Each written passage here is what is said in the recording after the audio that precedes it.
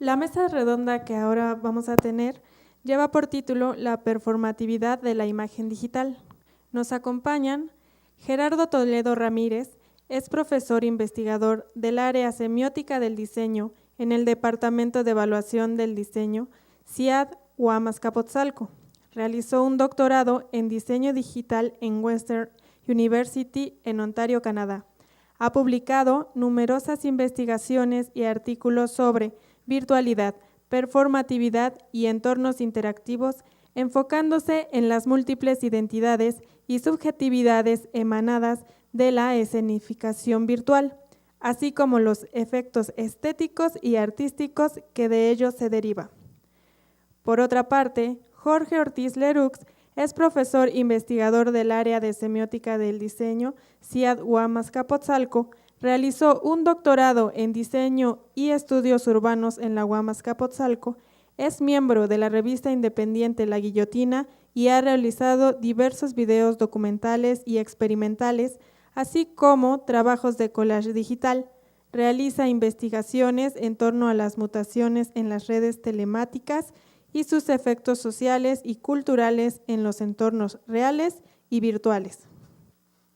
El profesor Manuel de la Cera Alonso y Parada es profesor investigador también del área semiótica del diseño en el Departamento de Evaluación de Diseño CIAD Azcapotzalco. Imparte cursos de diseño editorial, cartel e imagen corporativa. Ha participado en diversas exposiciones a nivel nacional e internacional con trabajos en acuarela y otras técnicas analógicas. Recientemente, se ha abocado a generar perfiles en la red donde se problematizan temáticas artísticas, en donde recupera autores y diseñadores destacados a nivel nacional e internacional y concurren virtualmente diseñadores de la UAM Azcapotzalco y otras. Finalmente, Arturo Juárez Murillo es egresado de la carrera de Diseño de la Comunicación Gráfica de la UAM Azcapotzalco, diseñador senior en varias agencias de diseño, encargado de la cartera de diseño de Scribe, Cotex y empresas farmacéuticas. Se ha enfocado al trabajo de conceptualización y realización de proyectos publicitarios mediante la ilustración a través de una filosofía de contacto estrecho entre cliente y diseñador. Por favor, un aplauso.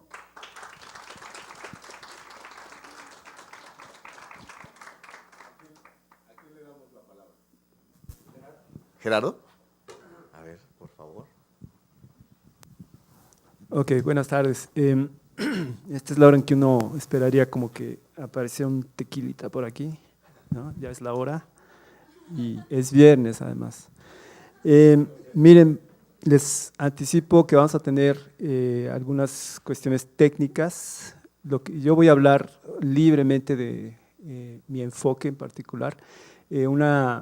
Una precisión nada más, el doctorado que yo hice es en Media Studies, que se traduce como estudios mediales, y es un doctorado que hice en la Universidad de Western Ontario, en Canadá. Yo quisiera comenzar con algo que les va a parecer a lo mejor un poco extraño, pero se los voy a mostrar, que es una consideración sobre la imagen digital, sobre el código también.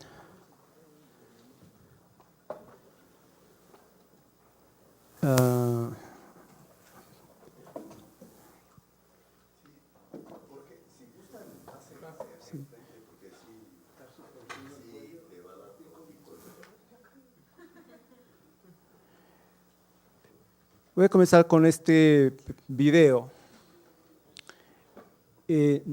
No es un video en forma, es decir, es captura de pantalla, es el plan B. Ustedes saben que siempre uno tiene que tener como que una maestría y un doctorado en planes B, sobre todo con cierta infraestructura tecnológica. Hace tiempo yo estaba haciendo un proyecto artístico y trabajaba ligado a un sitio, un website que aún existe todavía, que se llama wefeelfine.org organization. Este es un sitio muy curioso porque está controlado es un sitio robot, digamos, lo controlan algoritmos, y lo que hace este sitio es muy interesante porque cada determinado tiempo, aproximadamente cada 20 minutos o 15 minutos, si no recuerdo mal, extraía entradas de los 20 o 25 blogs más populares de acuerdo a un ranking. Entonces, en esos blogs lo que buscaba el algoritmo era instancias de la frase I feel o I'm feeling, ¿no? Me estoy sintiendo o yo siento esto, ¿sí? Esas imágenes o esas entradas en los blogs las graficaba, y como suele ocurrir con los blogs, a veces había imágenes. Las personas que hacían esas entradas de texto incorporaban alguna imagen.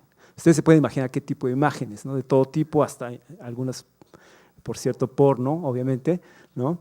Y el sistema tomaba estas imágenes y las catalogaba y iba haciendo una especie de galerías. Y entonces uno penetraba en esas galerías y yo extraía alguna imagen al azar, la que hubiera traído mi atención, y la reciclaba, me la enviaba a mi correo electrónico, a mi dirección de correo electrónico, y empezaba a trabajar con ella. Es un poquito lo que van a ver aquí, sin audio, no hay audio, pero les voy a explicar un poquitín lo que ocurre.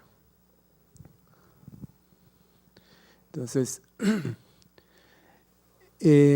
mucho de esto está en inglés, me van a disculpar porque no hubo tiempo para traducir. Ahí está, ese es como se ve We Feel Fine. Entonces uno entraba ahí, la interfase, por cierto, era muy curiosa. Ahí está lo que les digo, catálogos de imágenes de gentes que hacían entradas de texto en su propio blog. Yo voy a seleccionar esa, por ejemplo. I don't feel like I have to compromise my standards for the sake of a stupid status change on Facebook. Y me llamó la atención lo que decía, entonces esa imagen me la envío con una anotación privada y entramos a esto, ¿no? Esa mujer se llama Tracy Ann, no me acuerdo su apellido, y estaba haciendo entradas de texto. Voy a pausar aquí porque quería cumplir en el 2010 5 objetivos. No sé si se alcanza a leer ahí, es como de baja resolución la imagen, pero en fin. Quería bajar de peso, quería empezar a volver a salir, parece que había tenido una ruptura amorosa, bla, bla, bla. Entonces, por eso motivó su entrada de texto. De hecho, esta es la página de su blog en aquella época. Entonces, cuando yo tenía la imagen ya disponible en mi cuenta, empezaba a trabajar técnicamente con ella, prepararla, ajustarla, cambiando algunos parámetros sencillitos. Y de manera de poner esta imagen disponible dentro de una aplicación que corre en Processing, seguramente ustedes han escuchado, y ahí va a haber un set de órdenes, ¿no?, que van a hacer lo siguiente. Voy a pausar aquí. Por ejemplo, aquí está lo que está ocurriendo con la información. Entonces, cada bit de información del retrato de Tracy Ann está siendo aleatoriamente reubicado. De manera que si lo viéramos digamos en el ritmo real, paulatinamente veríamos cómo se va degradando la imagen y se va recomponiendo, se va reposicionando. Ahí está otro efecto, ¿no? Otro más. Cada píxel, cada unidad de información se va recomendando. Este es otro set de órdenes, es distinto. Aquí parece más al final como una especie de vista cenital del plano de una ciudad, pero inmediatamente uno puede ver ahí la paleta de colores, que es exactamente extraída de ahí. Es decir, en términos 100% objetivos, esta es un retrato también de Tracy, pero hemos perdido la inteligibilidad convencional, ¿sí? Entonces, este es el primer asunto del cual voy a hablar, ¿no?, que tiene que ver con uno de los rasgos de las imágenes digitales, que es las imágenes digitales necesitan ser performadas, necesitan ser escenificadas, ¿no? En ese sentido, se puede decir que la imagen digital no solamente representa, sino que está en constante transformación, ¿sí? Parece una idea extraña, pero es un concepto verdaderamente fundamental si uno quiere entender estética digital en general, ¿no? Es decir, la imagen es un flujo que está siempre en proceso de ser cualquier otra cosa, ¿no? Es un poquito esquemáticamente ahí lo que está en este clip de video.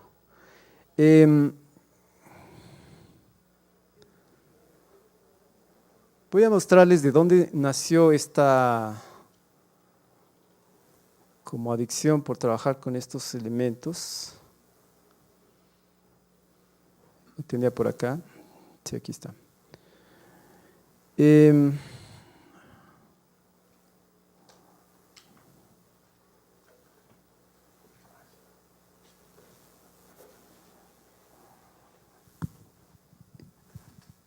Dice lo siguiente, este es un autor que fue definitivo en la elaboración de mi marco, digamos, teórico para mi proyecto doctoral.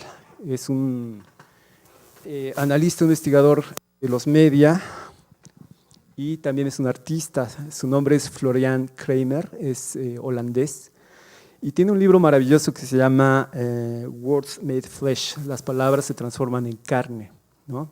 Y afirma lo siguiente, dice, los algoritmos son la expresión subjetiva,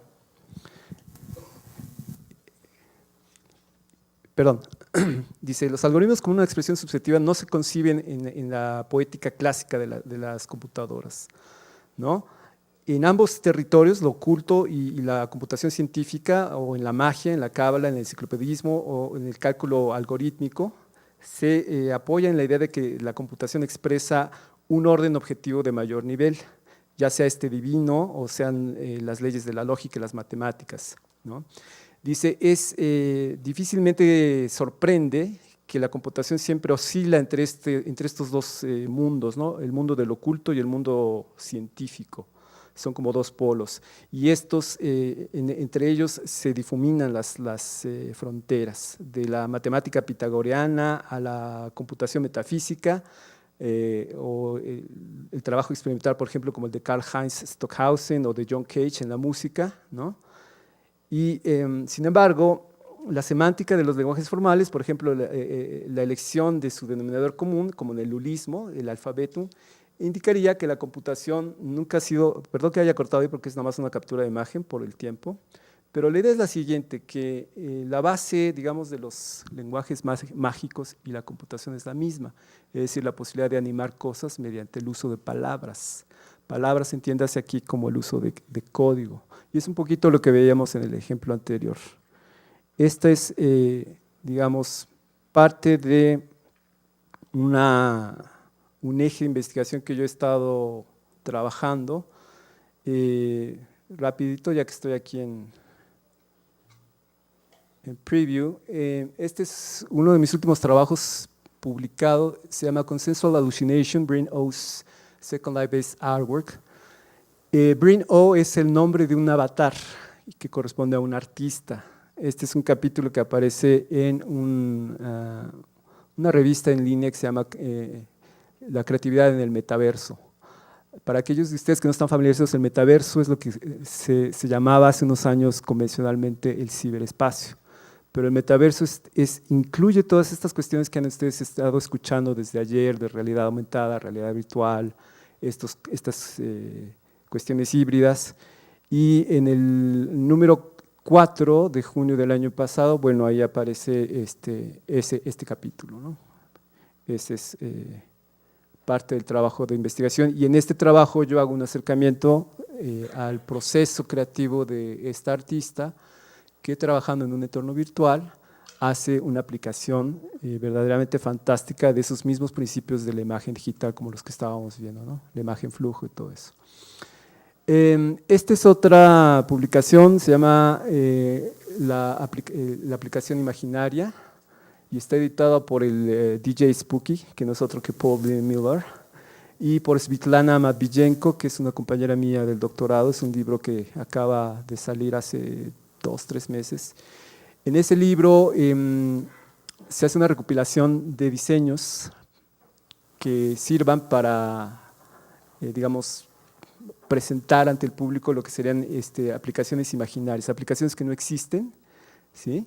Yo trabajé en particular con grupos de adolescentes en el Museo de la Ciudad de London, en London, Ontario, en Canadá, que es donde yo vivo, y hay varios de esos diseños quedaron al final seleccionados. Esa es otra de las imágenes que están ahí.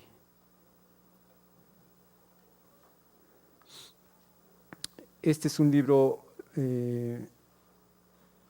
editado en el 2013, también en Inglaterra, que se llama The Immersive Internet.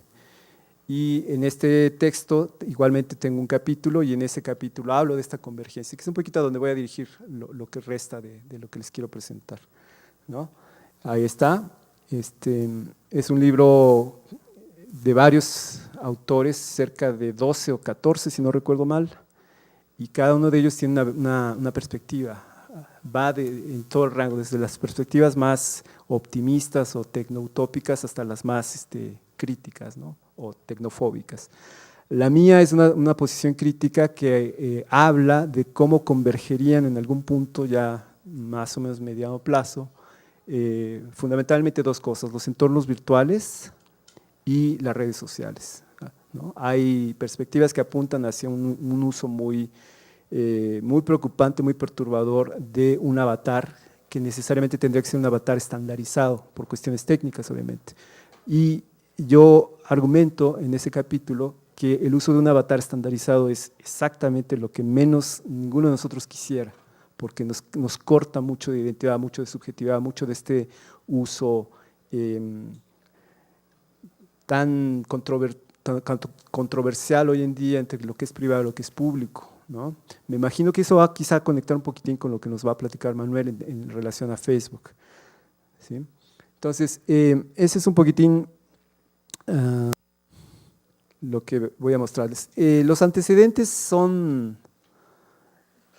los siguientes.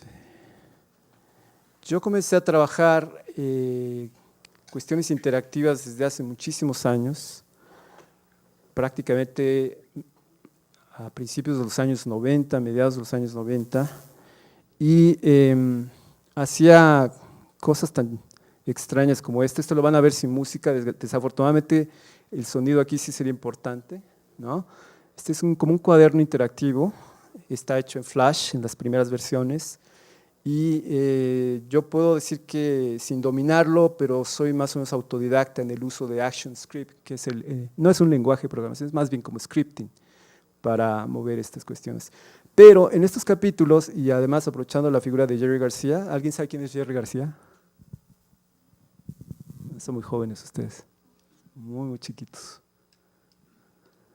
Jerry García era el líder de una banda mitológica llamada The Grateful Dead, ¿no? Que son como la cabeza del movimiento psicodélico en San Francisco en los años 60, ¿sí? Entonces yo aquí hago una especie de homenaje a Jerry García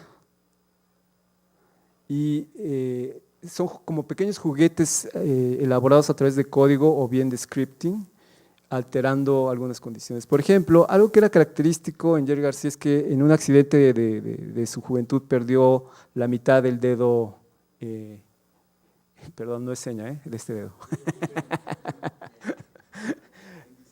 Y debido a ese accidente tuvo que desarrollar una técnica personal de tocar la guitarra de manera absolutamente magistral, ¿no? Entonces perdió esas falanges y entonces aquí yo lo que hago es que le reconstituyo cuantas falanges necesite, ¿no? No es más que un jueguito matemático, pues ahí está. Puedo seguir aumentando o sustrayendo falanges según sea el caso, ¿sí?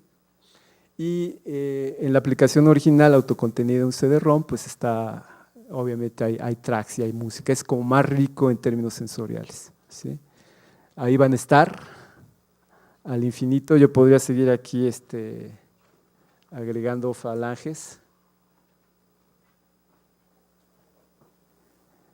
Y el tratamiento obviamente es como muy psicodélico, ya entraríamos un poquito a hablar quizá a la parte estética de estas aplicaciones. Pero esos son los antecedentes.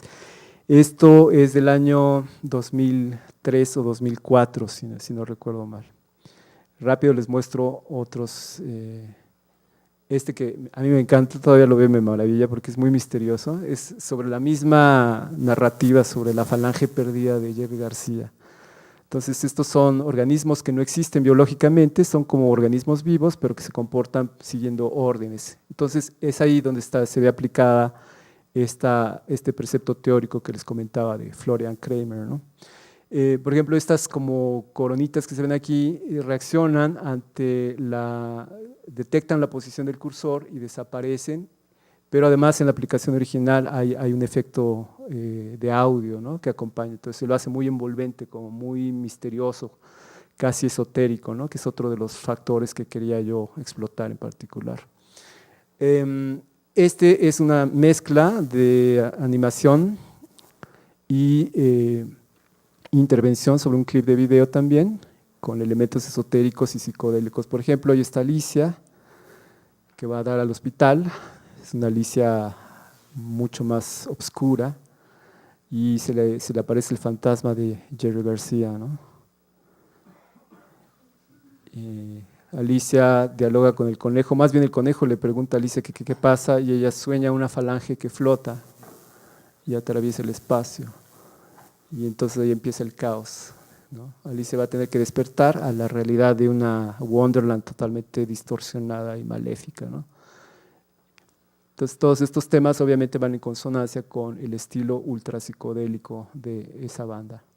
Este es el más matemático de todos y al mismo tiempo es el más psicodélico, porque es el principio de caos y orden. No es más que un elemento recursivo ahí, que llega hasta determinado estado, se reorganiza y vuelve otra vez a descomponerse, hasta que vuelve a llegar así. Es como una especie de ilustración de ese estado, caos y orden. Genera 3 nodos, va a seguir girando y luego va a generar 4 y 5 y así ad infinitum, ¿no? Hasta lo que diera, digamos, el procesador de mi máquina. Y cuando esto se proyecta a gran escala, por ejemplo en espacios cerrados, sí es muy psicodélico, ¿no? Es como muy pacheco, la verdad. Este es otro, este es probablemente mi favorito porque ese se llama Sea Creature, es una criatura marina, es un organismo prácticamente primitivo, pero otra vez no existe biológicamente, existe a base de las instrucciones que el programa le transmite. Y los movimientos son muy pausados. Si pudiéramos escuchar el track de audio, verían que danza perfectamente en sintonía con la música. Aquí lo más complejo desde el punto de vista del diseño era lograr que esa señal de luminosa, como hacen algunos organismos y animales marinos, sobre todo los que viven a gran profundidad, lograr, ¿no? que diera esa señal como de esa luz que se va y efectivamente está vivo. Además, si uno hace clic en su columna vertebral, el organismo se va a convertir se va a replicar a sí mismo, es decir, son 2 ahora, ¿no? Y les tengo que tocar exactamente la columna para poder cortarlo, ¿no? Ahí están. Y ahora son 2 y sigo, pueden ser 4 y así va. Y estaban diseñadas como una especie de instalación para estar en permanente vuelo. Obviamente uno puede también guardar cierta elegancia compositiva, quitar ahí. Y por último, una faceta poco conocida de Jerry García es que también era un excelente ilustrador, curiosamente. Aquí vemos en forma fantasmal algunos de sus dibujos. Aquí tengo que ser cuidadoso porque todo el trabajo de que pertenece a Jerry García es un trademark, es una marca registrada. Entonces no valía la pena meterse en esas cuestiones. Pero es un pequeño homenaje por cuestiones biográficas que ahorita no les voy a contar. Y les decía es de 2004. Entonces serían como un poco los antecedentes de estos principios que yo empecé a detectar en la imagen digital. Me queda un poquitito de tiempo, quizá puedo mostrarles una variante de estas porque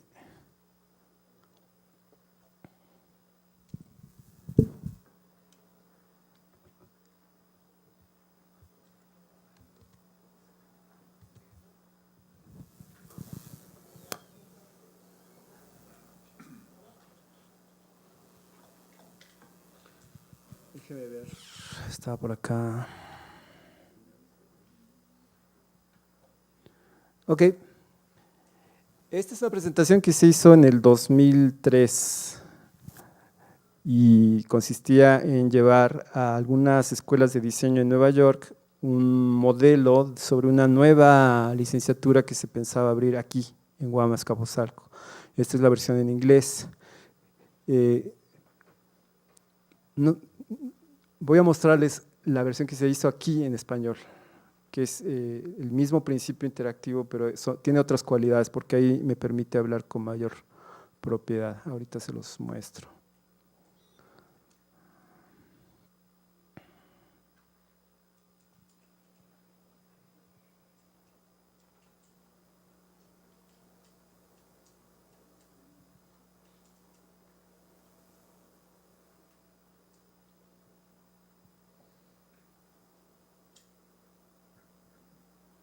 Todos estos son ejemplos y ejercicios autocontenidos. Trabajaba en ese entonces en comunicación con un científico de la Universidad en Nuevo México y pues yo creo que tengo la fortuna de tener varios de estos ejemplos que son muy interesantes, con una tecnología que ya está prácticamente en desuso, porque pasó algo muy curioso con Flash y con ActionScript. No es que sea rebasado, que sea más viejo o menos moderno que otras cuestiones, sino más bien algo pasó a partir de que empezamos a contar con servicios perdón, es que no lo había ubicado bien.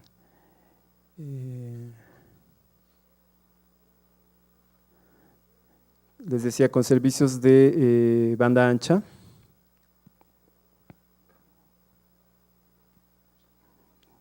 Lo perdí. Aquí está.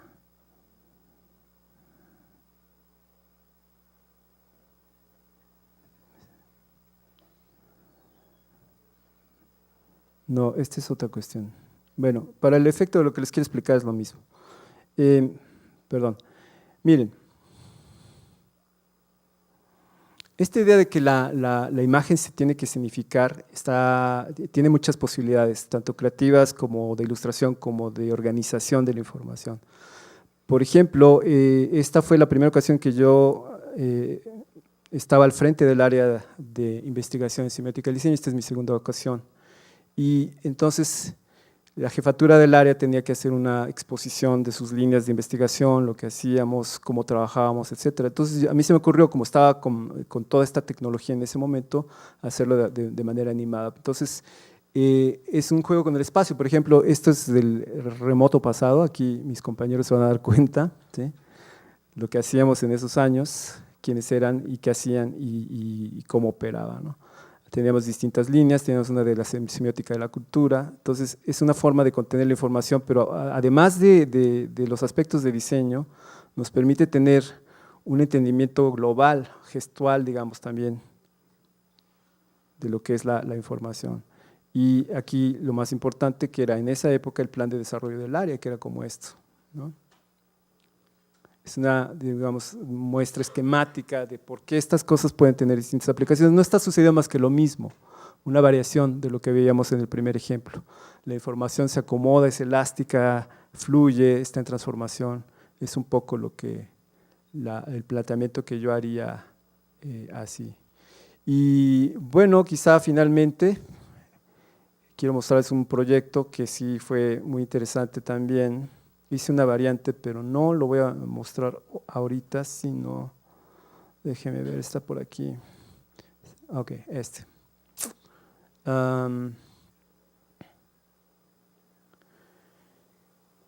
Dice, ¿quieres entrar o te quedas afuera? ¿No? Y en esa época, en el 2002, en el website de la Presidencia de la República aparecía esta imagen de Fox, ¿sí? Entonces, este es un robo y una adaptación, obviamente con permiso del autor. Y yo lo que hice fue alterar un poco ciertos parámetros de la programación y adaptarlo a esta imagen de Fox.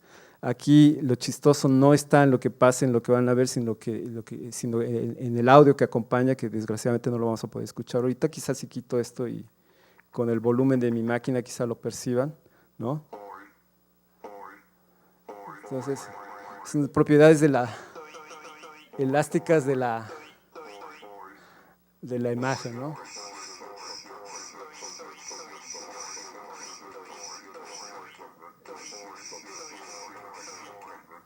Entonces el proyecto era anidar esto, intentar hackear la página de la Presidencia y anidarlo en lugar de esa imagen. Sí. Bueno, entonces yo concluiría justamente con eso. En términos de ilustración, la imagen digital es un caso aparte. A veces yo escucho, veo buenas intenciones, veo buenos acercamientos, pero me parece que si uno salta esta comprensión inicial, es decir, si uno lo ve en una línea evolutiva nada más como esto era antes de o después de, y entonces me quedo con la sensación de que ya no necesito estas herramientas, me parece que es un error de concepto y es un error de formulación de lo que es la imagen fundamentalmente. Finalmente, una cosa no tiene por qué excluir a la otra, ¿no? Yo, por ejemplo, enseñé en otra época, cerca de 15 años estuve enseñando los talleres de dibujo de la figura humana. O sea, mi formación en ese sentido es clásica, tan clásica como puede ser la de Jaime, la formación de Manuel también, la de Jorge inclusive. Pero no quiere decir que yo desdeñe los métodos anteriores o a mano, ¿no? Todavía lo hago y lo hago además por razones de salud mental y nerviosa, ¿no? Yo tengo algunas manías relativas a la subjetividad y la identidad con las que trabajo día a día. Cuando uno ilustra y trabaja digitalmente, no es intrínsecamente algo mejor ni peor. Es decir, esta idea de modernidad no cabe de manera tan plana, ¿no? Y el hecho de que tengamos, por ejemplo, herramientas que nos permiten trabajar con la imagen, con una imagen que no está definida en ningún momento, sino siempre está haciendo otra cosa, a mí me parece una herramienta espectacular, sobre todo en sentido conceptual, ¿no? Es un poquito lo que yo quería platicarles hoy, traerles un poquito a la vista y ver ejemplos del remoto pasado. Gracias.